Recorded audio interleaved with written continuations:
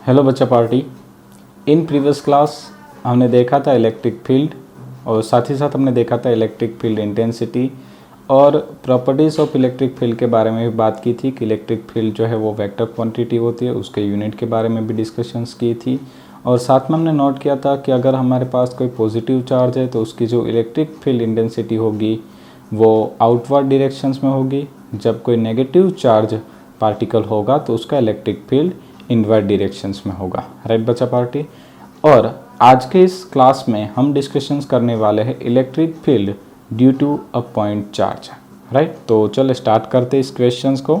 Electric field due to a point charge, तो सबसे पहले हम क्या लेंगे, एक्स वाई जेड कोऑर्डिनेट्स लेंगे और उसमें हम ओरिजिन पे एज्यूम करते हमारे एक प्लस क्यू चार्ज को, यानी कि हमारा जो यहाँ पे सोर्स चार्ज है वो पॉजिटिव क्यू है। आप नोट कर सकते हैं कि ये जो है वो हमारा सोर्स चार्ज है। ठीक है, राइट। एक सेकेंड, मैं पेन का कलर चेंज कर लेता हूँ। काफ़ी सारे बच्चों का कहना था कि रेड कलर कम दिखता है।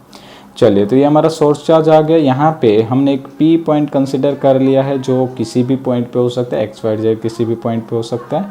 वहाँ पे हम एक टेस्टिंग चार्ज को एज्यूम करते हैं और उस टेस्टिंग चार्ज की वैल्यू है क्यू नॉट, या तो आप कह सकते हैं क्यू ज़ीरो।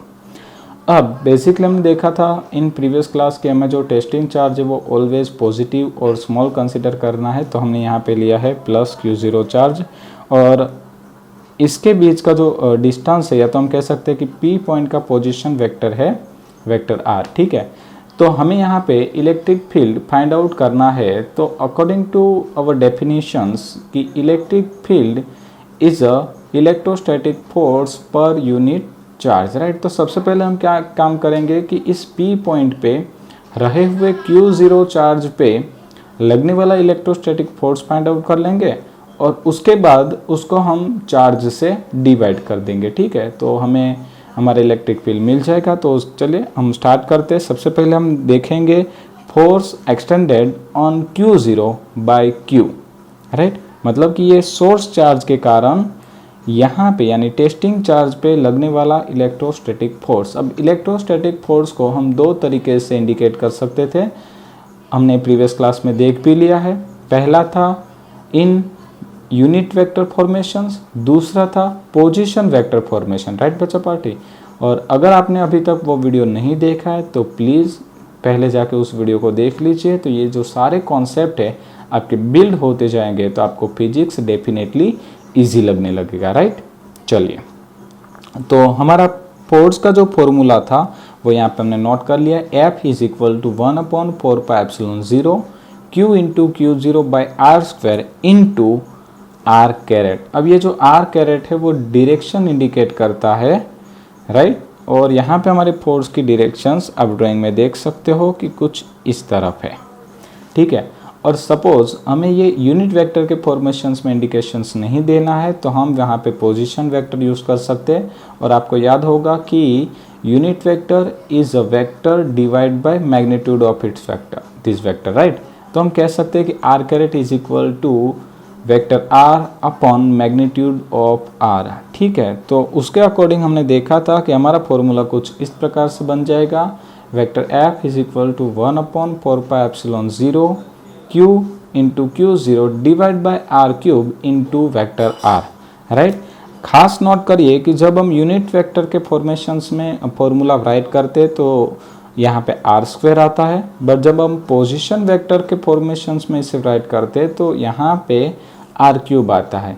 तो बच्चा पार्टी ये मिस्टेक नहीं होनी चाहिए। तो आपको क्या करना है कि दोनों में से किसी एक को अच्छे से रिमाइंड करके रखना है, दूसरा तो अपने आप जनरेट हो जाएगा। और मैं आपको रिकमेंडेशन करता हूँ कि आप यूनिट वेक्टर वाला अगर याद रखेंगे तो डेफिनेटली ये आप बना सकते हो, क्योंकि आपको आता ही होगा यूनिट वेक्टर का formula vector R upon magnitude of R. Right बच्चा पार्टी।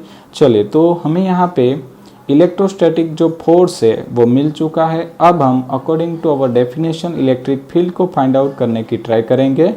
तो हमारा इलेक्ट्रिक फील्ड इंटेंसिटी का फॉर्मूला था vector E is equal to vector F upon Q naught. Q naught जो है वो हमारा टेस्टिंग चार्ज है। ठीक है, याद रखिएगा हमेशा कि ये जो क्यू नॉट होता है वो लिया जाता है टेस्ट चार्ज, ऑलवेज लिया जाएगा टेस्ट चार्ज।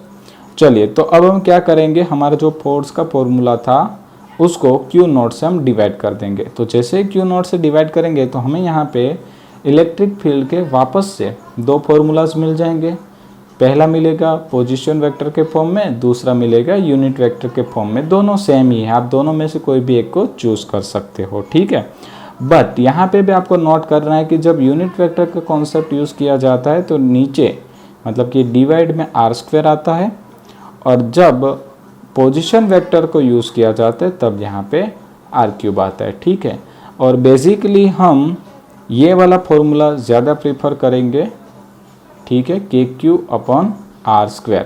और आप यहाँ पे नोट कर सकते हो कि हमारा जो इलेक्ट्रिक फील्ड है वो डिस्टेंस के साथ E proportional to 1/r² formations में डिक्रीज होता जाता है, ठीक है। तो अगर हम इलेक्ट्रिक फील्ड वर्सेस डिस्टेंस का ग्राफ बनाए तो वो ग्राफ हमें कुछ इस प्रकार से मिलेगा, राइट। ऐसा ग्रेजुअली डिक्रीज होता जाएगा और यहाँ पर हम लिख सकते हैं कि E proportional to 1/r², right बच्चा पार्टी। और साथ ही साथ हम नोट कर सकते हैं कि the electric field due to a point charge has spherically symmetry. अब स्फेरिकली सिमेट्री का मतलब क्या होता है कि हमारा जो यहाँ पे ये चार्ज है, आप इस ड्राइंग पे आ जाइए, पहले वाली ड्राइंग पे आप यहाँ पे नोट कर सकते हो, आपको कर्सर दिख रहा होगा। तो यहाँ पे जो हमें ये इलेक्ट्रिक फील्ड मिलने वाला है वो कुछ स्फेरिकल शेप में मिलेगा, राइट। मतलब कि इस प्रकार से मिलेगा, एक्स एक्सिस, वाई एक्सिस और जेड एक्सिस, तीनों डायमेंशंस में, यानी कि हमें स्फेरिकल सिमेट्री में मिलेगा। और एक दूसरी चीज़ नोट कर लीजिए कि अगर आपका जो Q>0 है, राइट, Q>0 का मतलब होता है कि हमारा जो चार्ज है वो पॉजिटिव है, तो हमारा electric field radially outward direction में होगा। और इन अदर केस अगर सपोज हमारा Q<0 है, इट मीन्स कि हमारा जो चार्ज है वो नेगेटिव है, तो डेफिनेटली हमारा जो इलेक्ट्रिक फील्ड है वो रेडियली इनवर्ड डायरेक्शंस में मिलेगा, ठीक है बच्चा पार्टी। तो आज के इस क्लास को हम यहाँ तक सीमित रखते हैं। इन नेक्स्ट क्लास हम देखेंगे characteristics of electric field line. Thank you so much.